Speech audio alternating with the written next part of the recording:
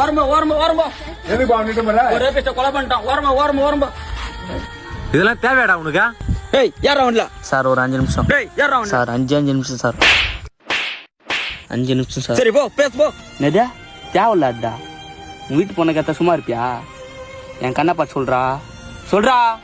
டேய் பொண்ணுங்க மட்டும் இப்ப டீசென்ட் ஆகிறாங்க. குட்டி ட்ரெஸ் போட்டு சுத்தினா அப்படிதான் இருக்கான். இந்தியாவில் மட்டும் இல்லை, இந்த உலகத்தில் 90% பொண்ணுங்க அப்படியே ட்ரெஸ் பண்ணுறாங்க. உங்கள் வீட்டில் உங்கள் அக்கா யாருனா இப்போ ஏன் உனக்கு கோவம் வருதா? பசங்களாம் குட்டியாக ட்ரெஸ் போட்டிருந்தா பொண்ணுங்களாம் பார்த்து ஜொல்லு விட்டுனுங்கிறாங்களா? மாற்ற வேண்டியது பொண்ணுங்களோட ட்ரெஸ் இல்லை, பசங்களோட கண்ணோட்டத்தை. பொண்ணுங்க 10 மணிக்குள்ள வீட்டுக்கு வந்தா அந்த பிரச்சனை இல்லடா. வாயா வாத்தியாரியா, நீ என்ன 10 மணிக்குள்ள வீட்டுக்கு போயிரியா? இல்ல உங்க ஃப்ரெண்ட்ஸ் யாருன்னா 10 மணிக்குள்ள வீட்டுக்கு போயிறாங்களா?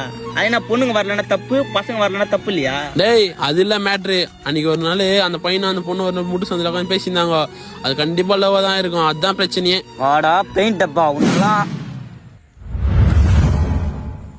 ஏன்டா ஒரு பொண்ணு ஒரு பையன் தனியாக நின்று பேசினா லவ்னு நினச்சிப்பீங்களா?